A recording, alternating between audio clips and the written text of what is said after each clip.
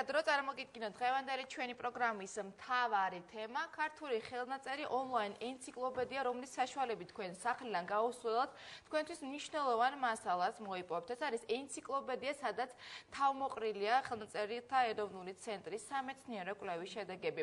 პროექტის პრეზენტაცია დღეს გაიმართება, თუმცა რამდენიმე საათით ადრე ჩვენი სტუმარი იქნება ხელნაწერთა ეროვნული ცენტრის დირექტორი ბატონი ბუბა კუდავა, თუმცა მანამდე ნახოთ დეტალებით ანო მეზრუსული სიუჟეტი, რომლის შემდეგ უკვე სტუმართან ერთად დაგიბრუნდებით.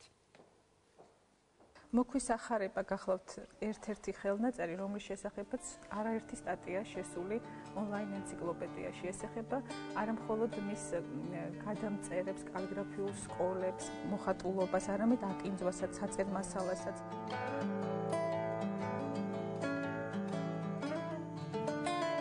მოგვისახარება ისევე როგორც ამ დარბაზში განლაგებული სხვა უძველესი წიგნები ხელნაწერთა ეროვნული ცენტრის ონლაინ ენციკლოპედიაში განთავსდა. პროექტი, რომელზეც 3 წლის განმავლობაში მუშაობდნენ, დასრულდა და დღეიდან ვებგვერდით სარგებლობა ნებისმიერ მსურველს შეუძლია. ეს თანამედროვე მონაპოვარია ძალიან მარტივი გამოსაყენებლად, ძალიან მოხერხებული და მობილური დროის ფაქტორთან დაკავშირებით. ეს პროექტი შეიქმნა ხელნაწერთა ეროვნული ცენტრის ბაზაზე, დაფინანსებულია შოთა რუსთაველის ეროვნული სამეცნიერო ფონდის მიერ. გაგრძელდება რასაკვირველია მუშაობა, შეივსება, შეიქმნება სრული ინგლისური ვერსიები აი ამ სტატიებისა. პორტალი ძალიან მობილურია, ხელმისაწვდომია მკითხველისათვის, ნებისმიერ ქვეყანაში, ნებისმიერ კულტურულ გარემოში მცხოვრები ადამიანისათვის. ეს არის ქართული ხელნაწერი ონლაინ ენციკლოპედიის მისამართი, რომელზეც ნებისმიერს შეუძლია შევიდეს და მოიძიოს სასურველი სტატია. სასულიერო მწერლობასა, ისტორიო ნაშრომების, საქართველოში და საზღვარგარეთ დაცული კოლექციები. ეს იმ კატეგორიების მცირე ჩამონათვალია, რომლებიც გეორგი ACG-ზე განთავსდა. ასობით ხელნაწერის მოზებნას ანბანური და თემატური საძიებლები აადვილებს. გარდა ამისა, ჩვენი საიტი საკმაოდ მოსახერხებელია რედაქტორებისთვისაც, ვინაიდან რედაქტორებს საშუალება ეძლევათ პირდაპირ ონლაინ რეჟიმში აკრიფონ ტექსტი და ონლაინ რეჟიმშივე მოახდინონ მათი რედაქტირება და კორექტირება. ქართული ხელნაწერი ონლაინ ენციკლოპედია მასალებით ჯერ კიდევ ყოველდღიურად იტვირთება. შემქმნელებმა პირველ ეტაპზე საიტზე ის ნაშრომები განათავსეს, რომლებზეც ყველაზე დიდი მოთხოვნა იყო. კლასიკური სამწიგნობრო კულტურიდან ხელნაწერთა ეროვნული ცენტრი ნელ-ნელა თანამედროვე და სრულიად განსხვავებულ ეტაპზე გადავიდა.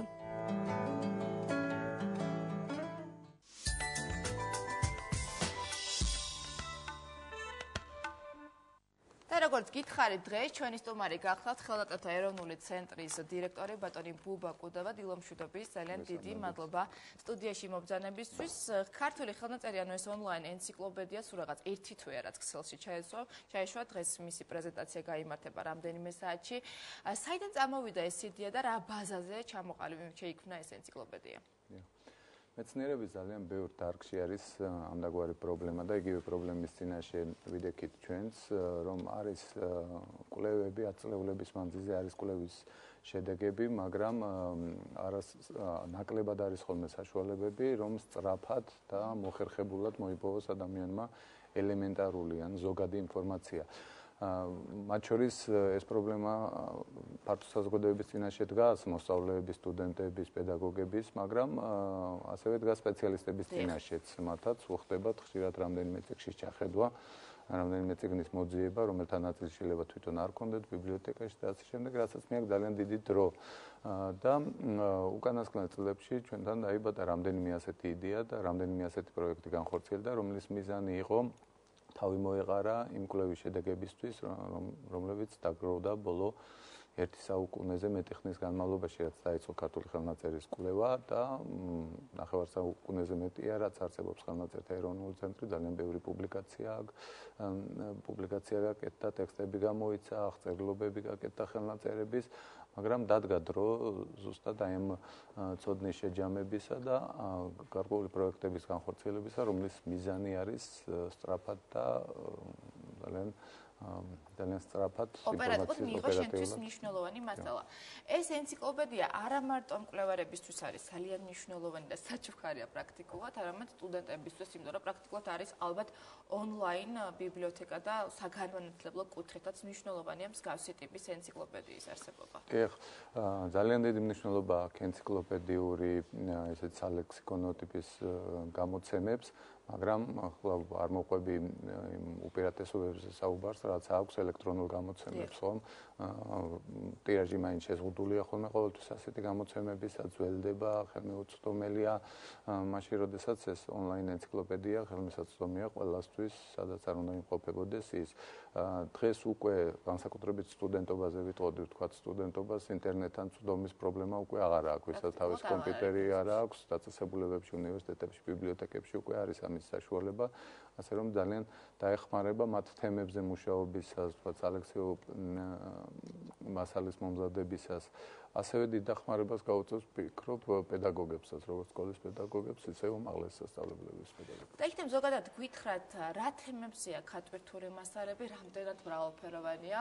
შეიძლება თავიდან ყველაზე გონოს, რომ მხოლოდ სასულიერო მწერლობის ნიმუშები არის და არა და ვიცი, რომ საერო წერილობის ნიმუშებსაც ვხვდებით ამ ენციკლოპედიაში. დიახ, ვინაიდან ენციკლოპედიას ქვია ქართული ხელნაწერი, ეს ნიშნავს იმას, რომ აქ არის თავმოყრილი მაქსიმალურად ყველა სეგმენტია წარმოდგენილი, რაც უკავშირდება აი ამ თემას, ქართულ ხელნაწერს და ონლაინ ენციკლოპედია მოგეხსენებათ საშუალებას იძლევა ბეჭდურისგან განსხვავებით ძიება მოახდინოს მომხმარებელმა სხვადასხვა მეთოდებით, როგორც ანბანური პრინციპით, ისე კონკრეტული ტერმინის მიხედვით, თემატური პრინციპით, ავტორების მიხედვით, სხვადასხვა სტატიას სხვადასხვა ავტორის მიერ არის მომზადებული და აქ არის შესული შესაბამისად მსხვილი ბლოკები, როგორც არის მაგალითად სასულიერო მწერლობა, თავისი დარგებით, საერო მწერლობა, გარკვეული ტერმინები, ხელნაწერთან დაკავშირებული ტექნიკური ტერმინები.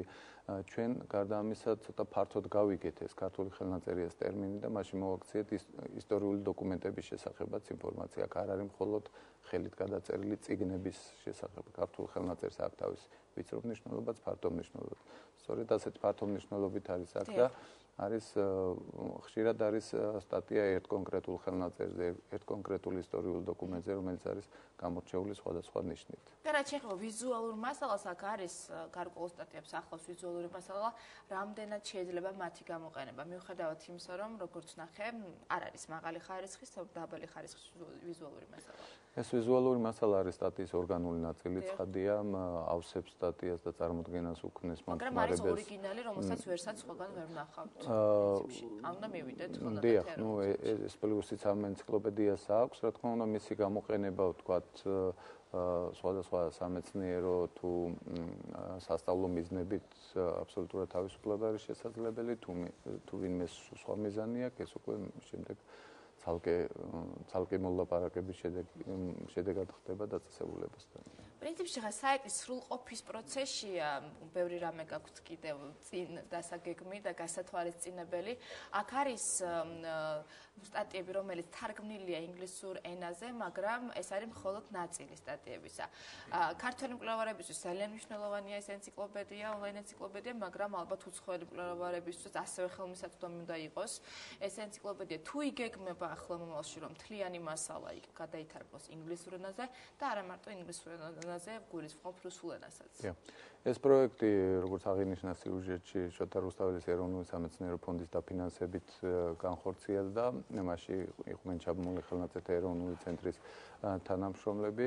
ეს არის კონკრეტული პროექტი, კონკრეტული ვადით და კონკრეტული რესურსებით. შესაბამისად არის ის პროდუქტი, რაც აი ამ ერთი კონკრეტული პროექტის ფარგლებში შესაძლებელი გახდა. რა თქმა უნდა, ამის კიდევ ერთი უპირატესობა ბეჭდური გამოცემისაგან ის არის, რომ მომავალში მუდმივად შეიძლება იყოს განახლებული და დამატებული ინფორმაცია, ერთი ტერმინი, ერთი წინადადება, ძალიან მარტივად შეიძლება დაემატოს, წვდომა ექნება ხელნაწერთა ეროვნული ცენტრის აი ამ პროექტში ჩართულ ადამიანებს და სხვა თანამშრომლებსაც და შესაძლებელი იქნება რედაქტირება, შევსება, ასევე რა თქმა უნდა ინგლისურენოვანი ვერსიაც უნდა განივრცოს, რაც იქნება სხვადასხვა პროექტების ფარგლებში იქნება შესაძლებელი და ასევე ხელნაწერთა ეროვნული ცენტრის წლიური მუშაობის დროს ნებისმიერ მკვლევარს ექნება ამის საშუალება. Excelში სულ რაღაც ერთი თვე ჩაეშვა ეს საიტი. როგორია მომხმარებლის აქტივობა თუ გაქვთ ამ მიმართულებით მონაცემები? არა, ჯერჯერობით ეს ძალიან ვიწრო წრისთვის იყო ცნობილი და შესაბამისად განახლების სტადიაში იყო და ასეთი მოლოდინი არც მქონია, რომ ძალიან დიდი იქნებოდა. დღეს გარკვეული სეგმენტი ალბათ აქტიურობს. დღეს გვაქვს ხელნაწერთა ეროვნულ ცენტრში 5 საათზე ამ პროექტის პრეზენტაცია და ამის შემდეგ ძალიან დიდი იმედი გვაქვს, რომ ძალიან აქტიური იქნება საზოგადოება, რაც ჩვენთვისაც იქნება სტიმული, რომ შემდეგ კიდევ უფრო განვაახლოთ და შედარებით სრულყოფილი გავხადოთ. ხაზი მინდა გაუსვა, რომ აქ არის წარმოდგენილი 2000 ტერმინი და ამ 2000 ტერმინის შესახებ ინფორმაცია ზოგან დეფინიციის დონეზე და ზოგან საკმაოდ ვრცელი მიმოხილვა, ვრცელი სტატია. ეს 2000 რა თქმა უნდა იმასთან შედარებით რაც შეიძლება გაკეთდეს არის ცოტა, თუმცა კიდევ ერთხელ გავიმეორებ, ეს მუდმივად იქნება განახლებული და შევსებული. მარტო წარმოიდგინეთ პირები, რომლებიც ხელნაწერთა შექმნასთან არიან დაკავშირებული, მათი რიცხვი არის ათასობით, ხომ? ასევე ტექნიკური ტერმინები, ხელნაწერები არის ათასობით, შესაბამისად ეს 2000 არის მხოლოდ დასაწყისი. ძალიან დიდი მადლობა, გისურვებთ წარმატებას, როგორც ახსენეთ, ქართული ხელნაწერი ონლაინ ბიბლიოთეკის პრეზენტაცია დღეს გაიმართება 5 საათზე. ჩვენი სტუმარი კი გახლავთ ხელნაწერთა ეროვნული ცენტრის დირექტორი ბატონი ბუბა კუდავა. ჩვენ რამდენიმე წუთში რეკლამის შემდეგ დაგებრუნდებით, არ გადაარდოთ.